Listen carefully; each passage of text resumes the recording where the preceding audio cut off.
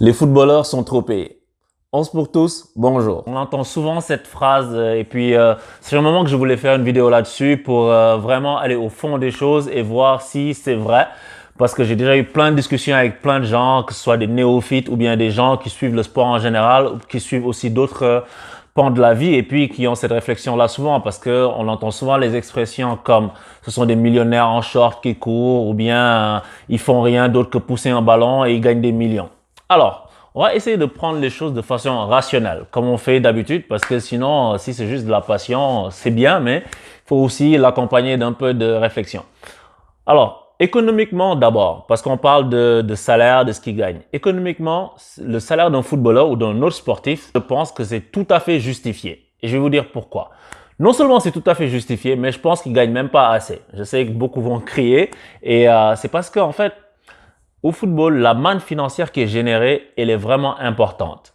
Et que si, disons que tu prends l'exemple d'un gâteau, un gâteau qui une grosse part, tu sais, il fait 100% du gâteau. Et disons que le footballeur, il gagne 60% de ce gâteau-là. On fait un exemple. Disons que tu dis, je vais lui enlever 20%, comme ça, il gagne 40%. Eh bien, figure-toi que le 60% restant, il va pas disparaître.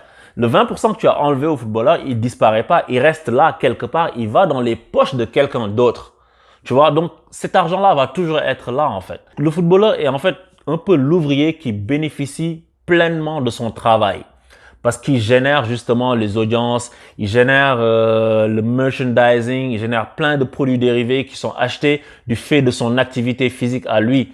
Et moi personnellement, je trouve qu'il y a des métiers qui devraient gagner beaucoup plus que tout le monde. Si on parle de la logique éthique, au plan éthique, un médecin, tu le paierais plus parce qu'il sauve des vies. Un enseignant, tu le paierais plus parce que c'est lui qui transmet la connaissance. Ce sont deux choses super nobles et qui devraient être mises en avant. Mais par exemple, t'as jamais vu un médecin, quand il sort de son bloc opératoire, t'as jamais vu 60 000 personnes devant le bloc avec des blousons, marqué le nom du médecin derrière et puis en train de l'applaudir. Bravo docteur, bon coup de scalpel. Tu vois pas ça, tu vois. Alors que le footballeur, les gens sont prêts à dépenser leur argent pour le suivre, pour acheter ses maillots, pour acheter des tasses à son effigie, etc. Et ça, t'as pas ça dans les autres domaines. Donc, c'est juste la logique économique pure et implacable. Au plan éthique, oui, d'autres professions devraient gagner plus, mais c'est que les gens sont prêts à faire des choses qu'ils sont pas prêts à faire pour d'autres professions. Et tu sais, genre, je regarde, les gens comparent, par exemple, le footballeur à l'enseignant, comme j'ai dit, au médecin, etc., aux chercheurs. Mais tu sais, c'est les mêmes personnes qui font ça. Souvent, elles sont fans d'autres choses qui n'est pas du football, mais elles vont être fans peut-être de cinéma ou de musique. Tu sais, par exemple, c'est normal que, je sais pas, Beyoncé, si elle fait son concert, il va y avoir beaucoup de gens qui vont y aller. C'est normal qu'elle soit rémunérée en conséquence. Tu comprends? Même si elle ne fait que chanter, mais elle apporte du bonheur aux gens. Tu vois? Elle apporte quelque chose aux gens qui aiment sa musique. Un acteur de cinéma, il fait un film, il gagne des millions de dollars. Disons un acteur de cinéma hollywoodien. Tu vois, parce qu'il apporte quelque chose. Et puis, il y a des entrées qui sont derrière. Donc, c'est une logique économique, en fait. C'est pas une logique passionnelle. Ça plaît à aucun dirigeant, aucun chef d'entreprise ne veut juste donner de l'argent comme ça à quelqu'un. Non. C'est parce que ça obéit à une loi du marché. Et que le gars, plus il rapporte, ben, plus il devrait à toucher. Donc, c'est là, ça, la logique économique implacable de cette affaire-là. Et aussi, beaucoup de gens regardent ça parce que c'est moins valorisant à leurs yeux d'être un footballeur que d'être un éminent chercheur. Ce qui peut se comprendre, tu vois, au plan de la société et de l'échelle de valeur de chacun. Mais il faut savoir aussi que ça prend du travail. Non seulement il faut avoir du talent, il faut avoir beaucoup de chance et puis il faut être vraiment acharné. C'est un sacrifice sur beaucoup d'années. Et tu sais, ils ont une grande vie, c'est sûr, mais la retraite, elle est rapide. À 35 ans, t'es fini. Tu vois, il faut que tu te reconvertisses, tu fasses autre chose. Donc, toutes ces raisons économiques, en tout cas, font que c'est normal qu'ils soient aussi bien payés. Et ensuite, ben, il y a aussi au plan social, ce que le footballeur apporte à la société. Je prends l'exemple du football parce que c'est ce que je connais, moi, c'est ma passion. Tu sais, on peut l'appliquer à d'autres exemples. Mais le football, c'est le sport numéro 1 au monde. C'est le sport le plus universel au monde. Donc, c'est pour ça aussi qu'on va parler sous ce prisme-là. Si tu regardes, dans le football, les gens, en fait, ils se reconnaissent dans le footballeur. Pourquoi? À l'époque de la Rome antique, il y avait les gladiateurs. Les gladiateurs, ils permettaient aux gens d'avoir un exutoire. Les gladiateurs permettaient aux gens d'avoir toute la violence qu'ils avaient en eux, parce qu'on est dans des sociétés tellement régulées, tellement normées, qu'aujourd'hui, tu peux pas te lever et puis aller être violent envers quelqu'un, tu sais, sans justification comme ça, tu vas te faire arrêter. Il faut bien que la société crée une sorte d'exutoire pour que tu puisses assister à cette violence-là. Les gens sont prêts à payer pour que d'autres fassent cette violence-là à leur place. Tu sais, c'est pour ça, ben, il y avait eu des jeux à la romantique, ça va aller jusqu'à la mort, etc. Et aujourd'hui, tu le retrouves sous d'autres formes. Tu le retrouves sous la forme des combats de MMA. Tu vois, des combats de boxe où genre le sang il gicle, tu te dis mais et pourtant c'est des gens qui sont fans de ça, c'est des gens tu diras pas ils sont violents etc. Mais ils ont besoin de quelque chose pour s'identifier, pour se libérer de quelque chose. Le footballeur, tu vois un footballeur on va faire la caricature pour un homme, tu vois, il va être beau, grand, je sais pas quoi, riche, surtout si tu es un homme, tu as besoin d'être beau. Ça, c'est ma théorie. Tu vois, tu as de l'argent et tout, tu réussis dans la vie, tu accomplis plein de choses, et puis il y a tous les perks qui viennent avec à côté. Et ça, quelqu'un se reconnaît dans ça. Quelqu'un se dit, ah waouh, quand j'étais petit ou quand j'étais jeune, j'ai toujours rêvé de soulever les foules. J'ai toujours rêvé de faire telle chose. En tant que gamin, si tu aimes le foot, tu as toujours rêvé de marquer un but à la 90e minute dans un grand match. Tu vois? Et le footballeur, en fait, il réalise quelque chose que tu n'es pas capable de réaliser, mais tu te mets un peu dans ses bottes, en fait. Et c'est comme si c'est toi qui es en train de le réaliser. C'est pour ça que quand tu regardes ton équipe jouer, tu vas pas dire ils ont joué, tu vas dire nous avons joué. Quand ton équipe a gagné ou qu'elle a perdu, tu vas dire on a gagné, on a perdu. C'est pour ça que les gens s'étonnent de pourquoi quand tu es champion de handball ou de tennis, les rues sont pas pleines et que quand tu es champion de monde de football, je sais pas, les Champs-Élysées ou bien la place de l'Obélisque de Dakar ou bien je sais pas, Alger, tout est rempli parce que le football ça transmet beaucoup plus d'émotions aux gens sur ce plan-là et les gens se voient là-dedans. Si tu vois par exemple, il y a des sociétés où il y a des lutteurs. Par exemple, si je prends l'exemple de nos sociétés traditionnelles où il y a des sociétés où le lutteur, c'est l'homme qui est grand, puissant, fort. Et puis, ce gars-là, tout le monde a envie de lui ressembler. Tout le monde a envie d'avoir un fils comme lui.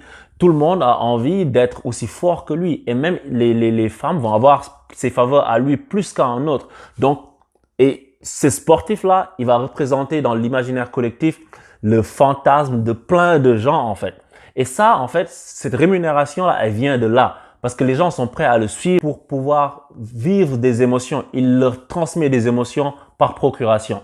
Et cet exemple-là, ça m'a été transmis par mon beau-frère. On discutait et il me disait, oui, mais c'est vrai ce que tu dis. Parce que justement, dans la lutte aussi, il y a ça. Il y a le champion, etc. Et je trouve que c'est un très, très bon exemple qui illustre bien ce que apportent ces sportifs-là. Et le football, c'est quelque chose de très universel et qui se retrouve un peu partout dans le monde. Et donc, tu vas voir que les gens, ils vont être prêts à dépenser. Un maillot, il coûte 120 euros. Tu sais, les gars vont économiser pour l'acheter. C'est pas les gens les plus riches qui font ça, tu vois. Donc, autant au niveau économique, ça a du sens et au niveau social aussi, ça a du sens. Je comprends au niveau éthique que les gens veuillent qu'un médecin, qu'un avocat, etc. ait plus d'argent, mais ils remplissent pas les mêmes fonctions. Tu vois, ils n'apportent pas la même chose à la société sous son ensemble. La société a besoin de soupapes. La société a besoin de quelque chose pour décompresser. Et c'est ça que fait le footballeur, en fait. C'est pour ça qu'ils sont aussi adulés. Tu as un enfant qui peut rêver devant un joueur. Ronaldinho, quand t'es gamin, il te fait 3 passements de jambes, une louche, machin, contrôle de la poitrine. Ton fils, il est là. Regarde-le. Et ces étoiles-là en les yeux, tu l'as pas parce que tu vas un avocat plaider. Et c'est ça la réalité des choses, en fait. Alors, par contre, il y a quelque chose qui peut être fait au niveau de la manne financière qu'il y a dans le football. Parce qu'on dit, oui, ils s'enrichissent, les footballeurs s'enrichissent, les clubs s'enrichissent, etc. Cet argent-là peut être retourné aux passionnés de football, qui sont en général des gens qui n'ont pas énormément de moyens. Moi, ma suggestion, c'est de faire, par exemple, qu'une place pour aller voir la finale de la Ligue des Champions, ça coûte pas 3 bras et une tête. Tu sais, ça coûte hyper cher. Alors que toi, tu es la passionné et du coup, en fait, ça fait que il y a juste une certaine partie de la population qui peut se permettre ce privilège-là. Alors qu'à la base, c'est le sport le plus terre à terre, on va dire, le plus rassembleur qui existe. Tu sais, l'UEFA devrait baisser les coûts des matchs en finale. Parce que si on nous parle de fair play, on nous parle de inclusion, etc., etc., mais il faut aussi que les gens qui sont vraiment passionnés de ça puissent vivre leur passion. Si tu permets à quelqu'un, par exemple, qui est un ouvrier, que tu mets des places qui sont accessibles pour aller voir la Coupe du Monde, la finale de la Coupe du Monde, etc., c'est ça le retour vers le supporter, en fait. Mais c'est pas ça qui est fait. La logique économique, c'est une logique économique capitaliste. Et du coup, le footballeur qui est au centre de tout ça, il va plus en ramasser.